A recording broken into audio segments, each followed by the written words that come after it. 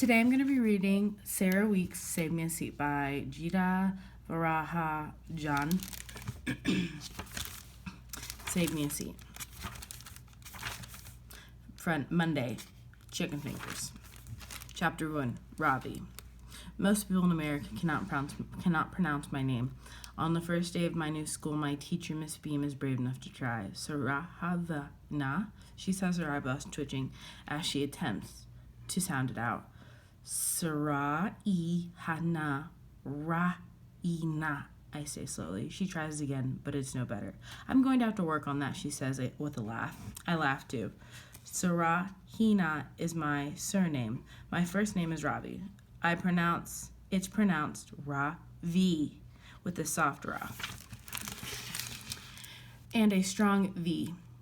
In Sakritar, it means the sun. In America, people just call me Ravi with the stress on the first syllabus. That doesn't mean anything. Practice is a virtue. Amma reminds me often. She believes that with time, people will learn how to say our names correctly. My grandma tells me not to hold her breath. We moved to Hampton, New Jersey, a few months ago, May 3rd to be exact. I am fresh off the boat, as they say. My father has got a promotion at his IT company in Bangalore, so they transferred him to America. In India, Amma, Appa, and I own our own house with a cook and a big garden. We have a driver who takes us everywhere we need to go. My grandparents live in their flat nearby. Now we all live together in a townhouse in a place called Hampton News. Things are very different here in America. Appa takes the train to work. We don't have a cook anymore, so Ma has to prepare all the meals herself.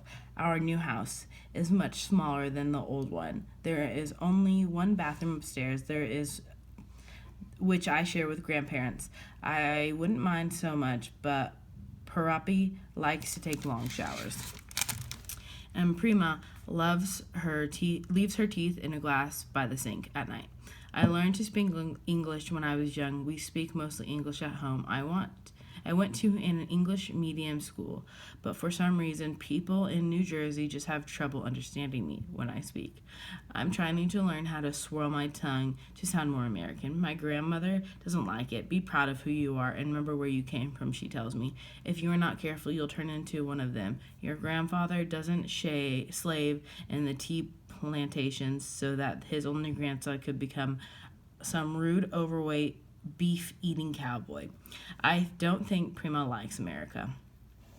My school in India was called Vijay Madhura, which means Temple of Knowledge. My new school is called Albert Einstein Elementary. Prima could hardly wait to show off to all her friends at home that her grandson had been accepted to a school made for a scientific genius. I am not a scientific genius, but I'm a very good student. My favorite subjects are math, English, and sports, especially cricket. Boys and girls, please welcome our new student. Ravi, Miss Beam says after she has taken the roll call. He's come from us all the way from India. Isn't that exciting? Miss Beam is short and round. When she smiles, her eyebrows touch each other. As I look around the room, a sea of mostly white faces stare back at me. I feel a little nervous. It is my first day of 5th grade in room 506, and I am the only Indian in my class. There is one boy named Dylan Seaman, but he doesn't count. He's an ABC, American-born confused Desi. Desi is Hindi word for Indian. I can tell Dylan is an ABC because he speaks and dresses more like an American than an Indian. Tell us about yourself, Ravi, Miss Beam says, smiling at me. Yes, ma'am. I say standing at attention. Everyone laughs. Miss Beam claps her hands. Boys and girls, where are your manners? She asks. Go on, Ravi. We're listening. I push up my glasses and continue. My name is Ravi Sarahana, and I just shifted from Bangalore. Everyone laughs. What's so funny, I wonder? Miss Beam claps her hand. Her eyebrows are twitching like mad. Boys and girls, is this how you welcome a new student to Albert Einstein? The room gets quiet. The spotlight is on me. I can feel the whole class staring. This is my first day of American school, and things are not going well. Miss Beam turns to me. You can call me Miss Beam. she says softly. And Ravi, here in America, students don't have to stand up when they you have to tell them about themselves. Do you understand? Of course I do. I push my glasses and rub my nose. It's something I do when I'm nervous. Miss Beam comes over to my desk. She has a look of pity on her face. Don't worry, Ravi, she says, patting me on the shoulders. You can introduce yourself to the class later after you've had a little more work on your English. We have a very nice teacher, Miss Frost, in the resource room.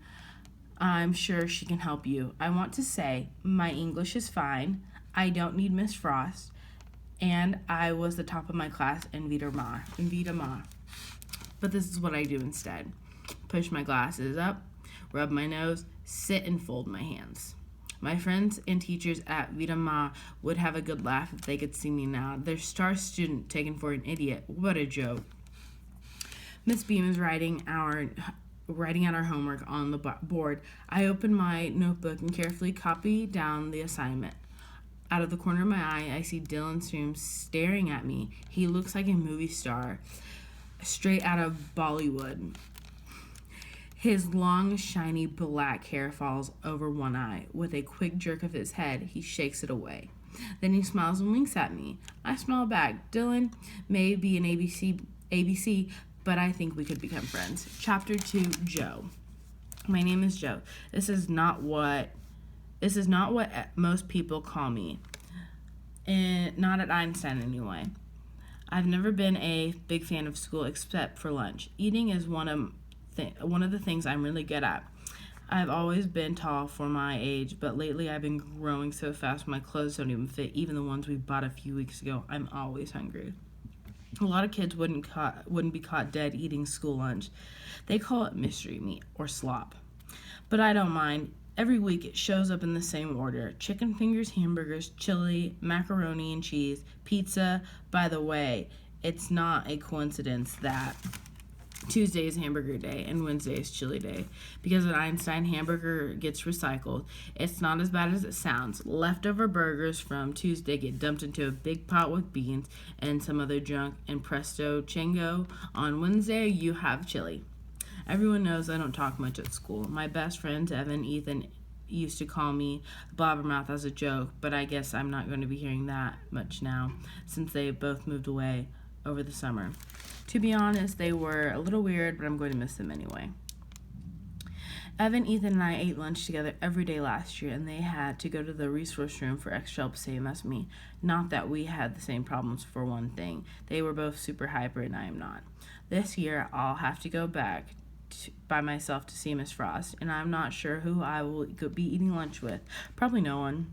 People think you're unfriendly if you don't talk to them, but they don't understand it's a problem for me. It's too noisy in the cafeteria. My brain and noise don't get along. Last year, I had Mr. Barnes for my teacher. Mr. Barnes is epic. He is he can bounce a hacky sack off his knee 100 times without messing up. I have never ever heard of a hacky sack until Mr. Barnes brought it to school. It's pink, which Dylan thought was hilarious.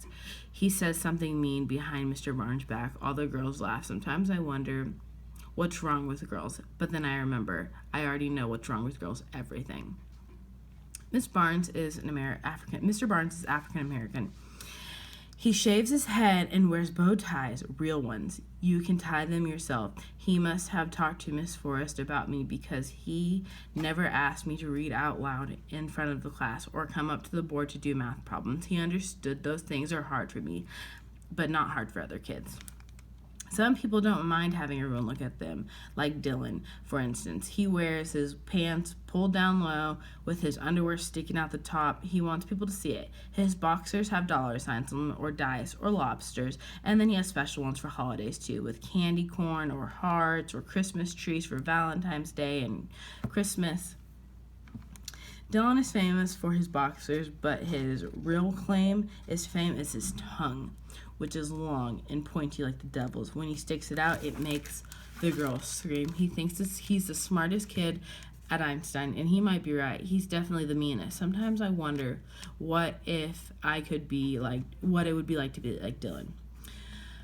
But that's the thing, I'll never know. Mr. Barnes was my first teacher I've ever had who liked me. Miss Forrest likes me, but that doesn't count because she likes everyone. On my final report card, Mr. Barnes wrote, I was a valuable member of the community. My mom was so proud. She stuck it on the refrigerator with a magnet. It's still there. Today is the first day of school. Mr. Barnes is the first person I run into when I get there. He's wearing a red bow tie with little blue whales on it. I am pretty sure. It's pretty cool. It's new, or at least I've never seen it before. Last year, Mr. Barnes had 17 different bow ties that he always wore in the same order, starting with the green one with white diamonds, ending with the orange and purple striped one. Mr. Barnes' bow ties were another one of his favorite sequences. Yo, Joe, he says, how does it feel to be a fifth grader? Good, I tell him, at least so far. Maybe this year will be different, I think, maybe. Dylan won't be in my class. But when I get to room 506, there he is standing over by the windows with his underwear hanging out, polka dots this time. Lucy Mulligan and a bunch of her annoying friends are standing around him, chanting, do it, do it, do it. They want to stick out his tongue, but Dylan won't. Come on, Dylan, let's give the ladies what they want, Tom Dickens shouts before sticking out his own tongue and waggling at the girls. Tom Dickens is Dylan Seaman's wannabe. The girls don't care about his tongue, I warn you, Dylan. Tell his fan clubs. I think it grew a little over the summer. Lucy and her friends start jumping up and down, screaming, ew, ew. One thing I have to say about Dylan, he really knows how to play a crowd. All the screaming starts to get to me, so I do the in 1, 2, 3, out 1, 2, 3 breathing Miss Frost taught me. If it doesn't work, I have to use my earplugs. I always keep a pair of them in my pocket just in case. They come in different colors, but I like the tan ones the best because they don't show as much. They're made out of some kind of squishy foam rubber. When I wear them, I can still hear people talking, only if it's just softer. Like when you wear, like you're underwater and or have a pillow over your head. I'm allowed to wear earplugs in school whenever I want, but mostly I use them in the cafeteria or on the playground or in gym class. Settle down, take your seats, announces Miss Beam. Your new teacher. This is her first year teaching at Einstein, and she looks a lot younger than any of the teachers I've had before. She's shaped kind of funny, wider on the bottom than the top. She's shorter than me, which is weird considering she's my teacher. She seems nervous, and there's something freaky about her eyebrows. At Einstein, kids have to split into alphabetical order every year since kindergarten. My seat has been right behind Dylan's. I know the back of his head by heart. Miss Beam has made my cards for us to put them on the desk, but then I go to my seat behind Dylan. Somebody's already sitting there. It is a shrimp-looking kid with thick glasses and greased-down black hair, parted to the side. I've never seen him before, and I'm not sure where he's from. His skin is darker than mine, but not as dark as Dylan's or Caleb Burl's. When I look at the card sitting on the desk, I see his name is a mile long and full of Y's and A's. He seems kind of nervous too. He keeps rubbing his nose and looking down at his hands, which are folded in his lap like he is in church or something. His shirt is so white it hurts my eyes to look at, and he got it tucked in the bottom all the way and buttoned all the way up to the top. Miss Beam asks him to tell him the class about himself. He stands up like he's in the army and calls her ma'am, which is about the only word he says that you can actually understand. Everyone starts laughing for a minute. I think, hey, maybe fifth grade isn't going to be so bad after all. Maybe Dylan will decide to pick on this new kid, which is with the weird name and funny accent instead of me. Chapter 3, Robbie. Miss Beam tells us that we are going to play some game called Icebreaker. I already can tell this school in America is going to be easy for me. At Vita Mar, we never play games during class. On our first day of fourth grade, my teacher, Miss Arm, gave us a test. The first game Miss Beam teaches is called Fruit Salad. I am on the team called Bananas, and Dylan is on Apples. Another game is called Wink Murder. In the game, one person is the murderer, and if he or she winks at you, it will knock you down.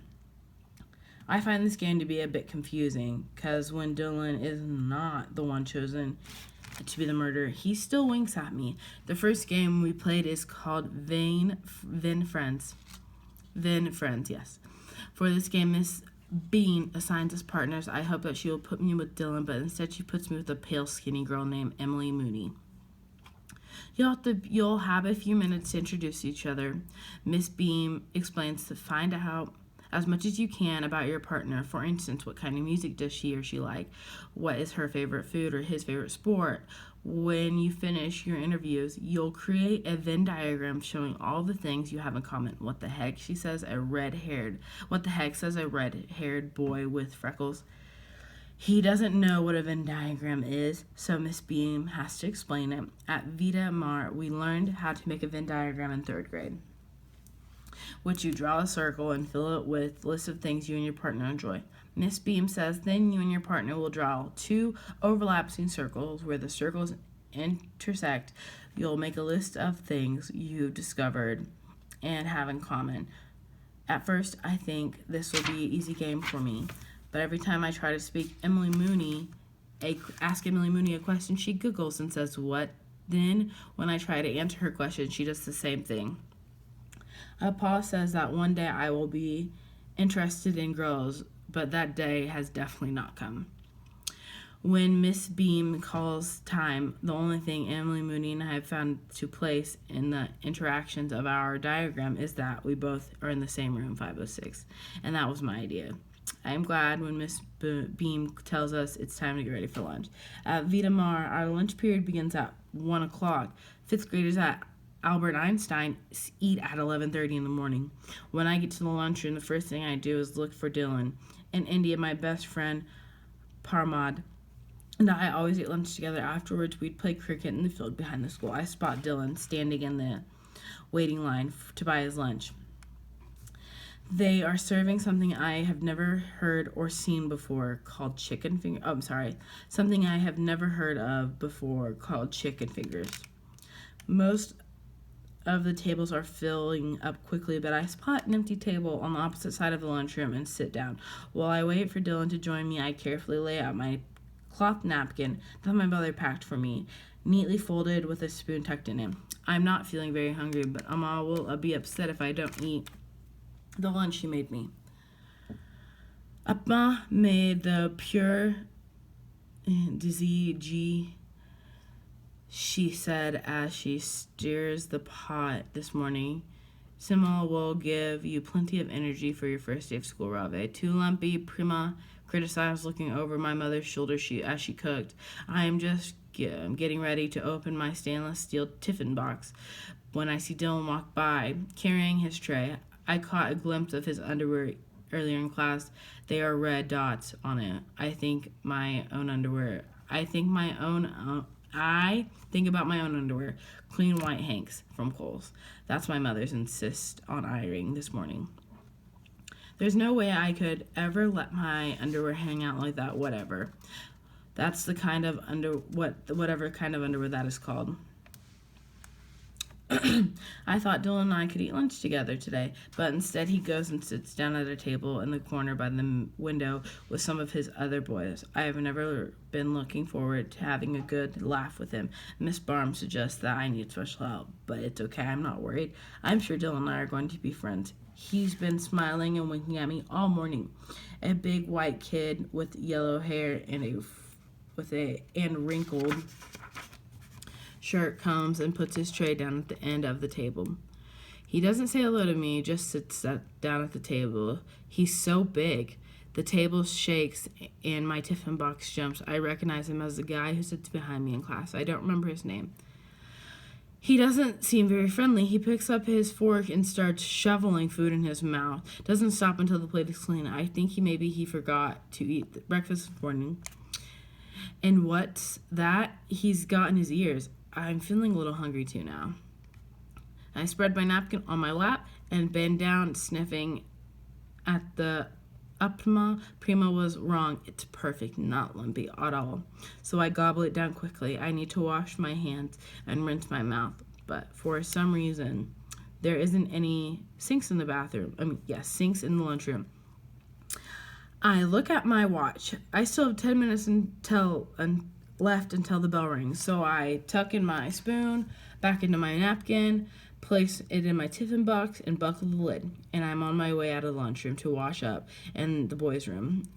A roar of laughter comes from the table in the corner by the window. Dylan must have made a good joke because everyone is clapping him on the back and treating him like a hero. I smile at myself. I know exactly how it feels to be that guy. I know something else, too. Tomorrow I will not be eating lunch alone. I will be sitting at the table in the corner right next to Dylan and Samry. Chapter 4. It's Monday, so in the cafeteria is serving chicken fingers, with canned peas and apple slices. I had a big breakfast and it's only 11:30, but I'm so hungry.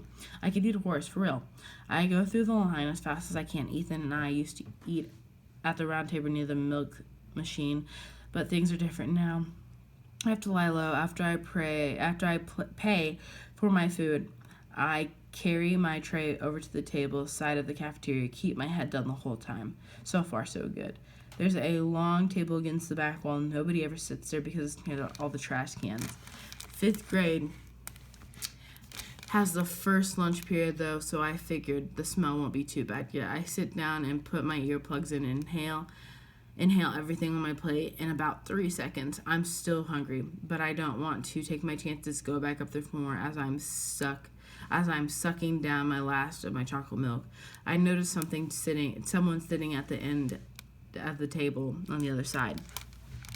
It's that shrimpy new kid from class, that one with the big glasses and long last name who sits in front of me. He got his weird looking lunchbox out in front of him, and he's eating something that looks like scrambled eggs. Robert Princeton walks by and accidentally bumps my shoulder. At least I think it's an accident. Robert is another Dylan Samry wannabe. The difference between him and Tom is that Robert isn't mean when he's on his own. Sorry about that, Pud Tat, he says and keeps going. My name is Joe Sylvester, but thanks to Dylan, I am known as Pud Tat. It's an account of the things that Tweety Bird always says to Sylvester. The cat in the old Looney Tunes cartoon, I saw a putty cat. I wish people would call me Joe, but when Dylan Samry decides he's going to call you something, whether you like it or not, that's what everyone else is going to call you too. So at school, I am Putty Tat, or Putty, or Pud for short. Giving a person a nickname is a way of saying you like them, my mother says when she found out about it. Trust me, I told her Dylan definitely does not like me. What's not to like? She asked, kissing me on the top of the forehead. She always does stuff like that, which is why we have to have a big talk this morning. Pretend that you don't know me, I told her, and promise me you won't do any corny things. I promise, she says, then made an X over her heart with her fingers. We'll see, I thought. The new kid is busy eating his lunch, and I'm done with mine, so I just sit there for a while watching Dylan. I do that a lot now, not because I want to, but because I have to. One time in 2nd grade, when I put my jacket down on the bench of the playground, Dylan filled it with dirt. Another time, he slipped one of those little packets of ketchups in my homework folder and pushed down on it with his fist to make it pop. He always grabs the back of my shirt or tries to push or trip me when nobody's looking. His favorite thing to do is sneak up behind me and make a loud noise because he knows how much it freaks me out. It wasn't until last year I realized Dylan was a klepto. His parents are loaded, so he doesn't need to steal stuff, but he does it for fun. He takes anything he can get his hands on, a pencil sharpener, glove, a retainer case. It doesn't matter. Whatever it is, he shoves it down in the front of his pants for safekeeping. Since I never take my eyes off him, I've seen him do it millions of times, but I don't ever tell on him because what good will that do? He just fast talk his way out of it and find a way to pay me back double. After my mom After my mom found dirt in my pocket, she suspected something might be going on. Is that Samry boy bothering you? She asked. No, Mom, I lied. We can talk to Miss Frost about it, she suggests. No, I shouted. Everything is fine. I don't worry. I worry about you, Joey. You never have anyone over at the house. I have lots of friends at school, I told her. Like who? Ethan and Evan, the Birkin boys, she said. Those boys are so wild. She doesn't know the half of it. Ethan once stole his father's car and drove around the neighborhood in his PJs. Even though he didn't get caught, I knew for a fact that he was the bathroom bandit of Einstein, notorious for drawing dirty pictures on the bathroom walls and throwing wet toilet paper balls on the ceiling. Dylan and his buddies are busy yucking it up, so I figured it's a good time for me to go empty my tray. I guess the new kid must have left when I wasn't looking because he and his funny-looking lunchbox are gone now. I pick up my tray and make it as far as the trash cans before my luck runs out. Hey, Pud, Dylan comes over to me and puts his arm around my shoulders. How's it going? My heart starts pounding, and I feel myself go wet underneath the armpits. Dylan is like one of those crocodiles you see on the Discovery Channel lurking underwater with his eyes showing, waiting to grab something dumb enough to come within his reach. I'm good, I say. Trying to duck out of under his arms. He tightens his grip on my shoulders, and with his hands pull the earbuds out of my right ear, drops on the floor, crushes it with the shoe like a bug. In, 2, 3, out, 1, 2, 3. Listen, Pud, before you go, can I ask you something? He says, I guess so. I look down at my shoe. It feels weird having only one earbud in. Lopsided. Is it my imagination, or does that new lunch monitor look familiar? Dylan puts his mouth so close to my ear it makes me squirm. I don't say anything, just keep my eyes glued to my shoe and breathe in, 2, 3, out, 1, 2, 3. Out, 2, 3, I'm sorry. I notice one of my shoelaces has come untied. Take a look, Putty, says Dylan, jerking my head to shake the hair off. Sorry, let me start. Take a look, Putty, says Dylan, jerking his head back to shake the hair out of his eyes. Tell me if you recognize her too. I don't move. Oh, that was a question too hard for you, Pud? You need me to slow down? Take a look. I don't want to look, but I have no choice. I lift my head. My mom's standing over near the milk machine. She's wearing a red and white striped apron, and she has a whistle around her neck. When she sees me looking at her, she smiles and blows me a kiss. I honestly think I might have a heart attack. This is exactly what I was afraid of to happen. It's the whole reason we had the big talk. My face feels like it's on fire. Come on, Pud, says Dylan. You don't want her feelings to be hurt. Blow her back a kiss. What's going on, Dylan? Asked Tom and Robert and his weird friend Jax. Asked Tom. He and Robert and his weird friend Jax have come over to empty their trays. Pud is about to blow his kiss to his mommy, the lunch monitor, and then she's going to change his popey diaper. Tom laughs. What the heck, says Jack. No kidding, Putty. Is that really your mom's? Asked Robert. The bell rings, making me jump. Suddenly, everybody starts rushing around, cleaning up and getting ready to go back to class. Dylan grins and winks at me, then lets go of my shoulder and walks away. He's done with me for now, but I'm not stupid enough to think it's over. My knees are shaking, but I manage to dump my tray and get out of there as fast as I can. The rest of the afternoon is a total waste of time. Miss Beam calls on me twice, even though my hand isn't up. It's only the first day of 5th grade, and it already sucks.